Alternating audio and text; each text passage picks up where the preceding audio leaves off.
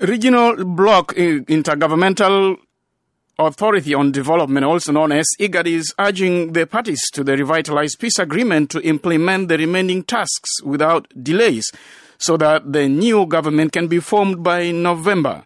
The Igad Council of Ministers concluded a 2-day meeting in Juba yesterday, as we hear from Winnie Cirino.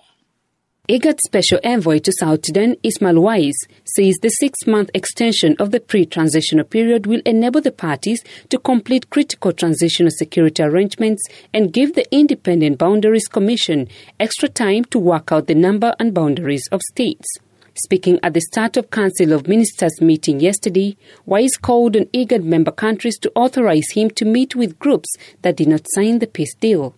Curtail on the non-signatory armed groups to join the implementation of the RRCs. Authorize my office to hold one more round of engagement with General Thomas Cirillo Sawak on a determined timeline. Wise says the SPLM-IO registered concerns about the constitutional amendment process as proposed by the National Constitutional Amendment Committee and the Joint Monitoring Evaluation Commission and urged the Council of Ministers to look into those concerns.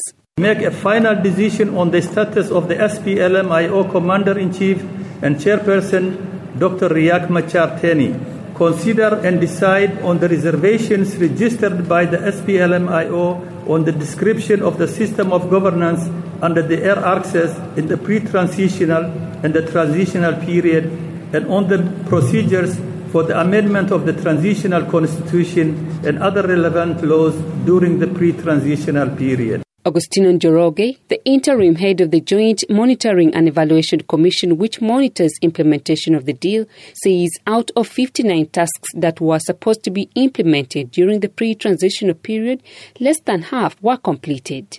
Njoroge says the parties must directly address the challenges facing the implementation of the pre-transitional activities.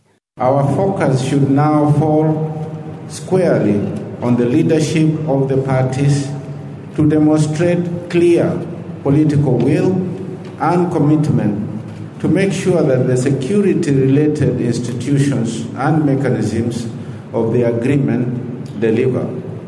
As resolved by the parties, the most critical determinant for the formation of RTIGNU is the unification of forces.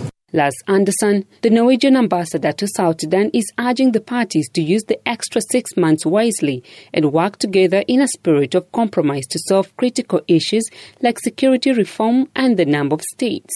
Security sector reform is obviously essential to building sustainable peace, but agreement on measures taken during the next 6 months must be both realistic, considering the time frame and funds available, and improve security for the people of South Sudan. Further delay could be detrimental to the peace process, and the Troika continue to hold the view that delays should not affect the scheduled democratic elections in March 2022. European Union Representative Francis Collin praised the Kiir administration for donating more $100 million to implement the deal, but urged the committee overseeing the implementation of activities to be transparent how it uses the money. The criteria for management and disbursement of this money is vital.